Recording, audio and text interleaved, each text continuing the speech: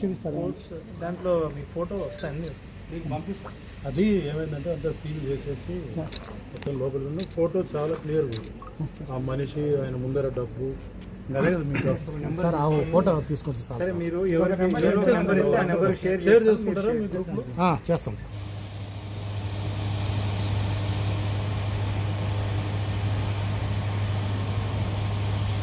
నా పేరు ఈశ్వరప్ప, మాది కంగనెల్లూరు విలేజ్, మంగళం పంచాయతీ, పొంగనూరు మండలం.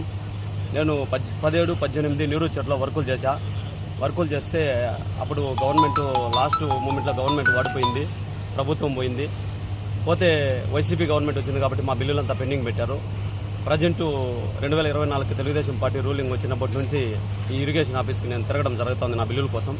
తిరుగుతుంటే ఇక్కడ ఆఫీసర్లను పలుమార్లు కలిసినా కూడా వాళ్ళకి చలనం రావడం లేదు, కనికరం కలగడం లేదు మా మీద. 8 సంవత్సరాలు అయితే కూడా మా బిల్లులు మాకు ఇచ్చేదానికి వీళ్ళకి ఎందుకో లోపల ఏదో బాధ ఉంది. మేమైతే అప్పుల పాలైపోయినాం వర్కులు చేసేప్పట్లో, మా డబ్బులు రావడం లేదు. పలుమార్లు తిరిగినా కూడా మా దగ్గర నుంచి లంచం డిమాండ్ చేయడం జరిగింది. మేము ఏసీబీ వాళ్ళని కలవడం జరిగింది. ఏసీబీ వాళ్ళు ఈరోజు 17వ తేదీ తెల్లవారు మాకు కాల్ చేసి రాండి అని చెప్పారు. ఏసీబీ వాళ్ళ దగ్గరికి పోవడం జరిగింది. వాళ్ళు వచ్చి ఇక్కడ లంచం ఇస్తుంటే డైరెక్ట్గా అతన్ని రజాక్ని డైరెక్ట్గా పట్టడం జరిగింది ఇక్కడ కలమనేరు ఆఫీస్లో. అంటే మిమ్మల్ని రజాక్ అడిగినాడా? నిజమండి, రజాకే అడిగినాడు. ఎంత అడిగినా? 13,000 అడిగారండి. అతను ఏ పోస్టు? Senior assistant. మీకు ఎంత రావాలి బిల్లు? 6 లక్షల దాకా రావాలి సార్.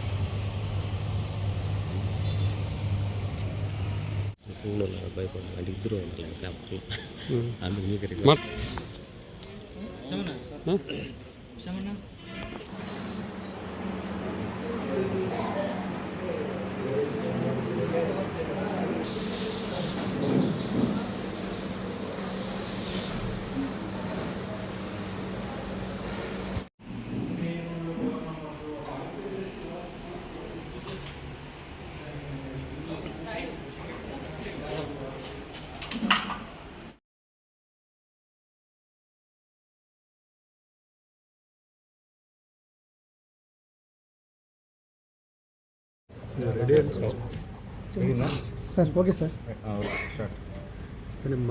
పొంగనూరు మండలము మంగళం విలేజ్కు చెందినటువంటి ఈశ్వరప్ప అనేటువంటి కాంట్రాక్టర్ తను 2018వ సంవత్సరంలో నీరు ప్రగతి ప్రోగ్రాం కింద చేసినటువంటి మంగళం విలేజ్కు సంబంధించి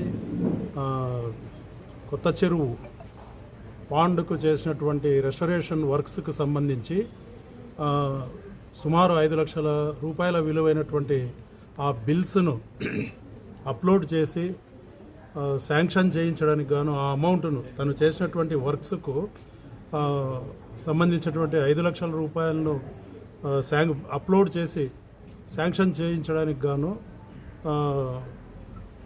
ఈఈ ఇరిగేషన్ ఆఫీస్కు చెందినటువంటి షేక్ అబ్దుల్ రజాక్ సీనియర్ అసిస్టెంట్ గారు ఆయనను సుమారు 6 నెలల పాటుగా 15,000 రూపాయలు లంచం అడిగి ఆయన ఇచ్చుకోలేనని చెప్పి ప్రాధేయపడితే 13,000కు తగ్గించి సుమారు 6 నెలల పాటుగా అతన్ని వేధింపులకు గురి చేస్తూ ఉన్నందువల్ల ఆ లంచం ఇచ్చుకోలేనటువంటి నిస్సహాయ స్థితిలో ఈశ్వరప్ప తిరుపతి ఏసీబీ డిఎస్పీ అయినటువంటి నన్ను, మా సిబ్బందిని, మా ఇతర అధికారులను ఆశ్రయించి ఆయన మీద నిన్న కంప్లైంట్ ఇవ్వడం జరిగింది.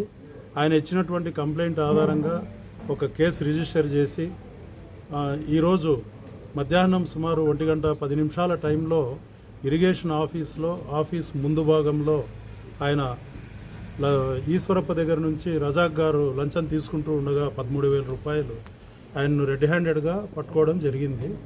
విచారణ పూర్తి అయినంత నిమిత్తము ఆయనను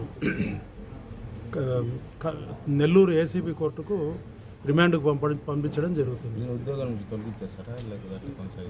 అంటే ఏ ఉద్యోగి అయినా కూడా అరెస్ట్ అయ్యి 48 అవర్స్ రిమాండ్లో ఉన్నట్లయితే ఖచ్చితంగా వాళ్ళ శాఖ ఉన్నతాధికారులు ఆయన్ను సస్పెన్షన్లో పెట్టడం జరుగుతుంది.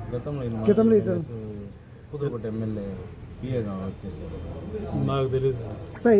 ఇతనిపైన ఇంతకుముందు ఇలాంటి ఆరోపణ ఏమైనా వచ్చాయా సార్? నాకు ఐడియా లేదు సార్. ఓన్లీ సీనియర్ అసిస్టెంట్ మాత్రమే ఎవరైనా అన్నారా? లేదండి, వాళ్ళంతా సంతకాలు చేసేసారు. ఆ ఫైల్లో ఎవరు సంతకాలు పెండింగ్ లేవు. ఈఈ గారు, డిఈ గారు, ఏఈ గారు.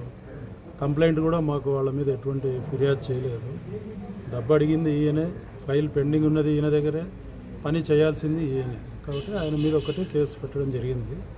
అదేవిధంగా తిరుపతి, చిత్తూరు జిల్లా ప్రజలందరికీ కూడా చేసే విజ్ఞప్తి ఏమంటే, ఏ శాఖ అధికారులైనా కూడా వాళ్ళు చట్టపరంగా చేయాల్సినటువంటి పనులు చేయకుండా వాళ్ళు లంచం అడుగుతూ ఉన్నట్లయితే ప్రజలు స్వచ్ఛందంగా స్వేచ్ఛగా తిరుపతి ఏసీబీ ఆఫీస్ను ఆశ్రయించి మీ పనులను మీరు చట్ట ప్రకారం పూర్తి చేసుకోవాల్సిందిగా మేము విజ్ఞప్తి చేస్తాం. 944-044-6190 944-044-6190. మీ పేరు? నా పేరు G Sitaramarao, Kadapa ACB DSP, incharge Tirupati DSP.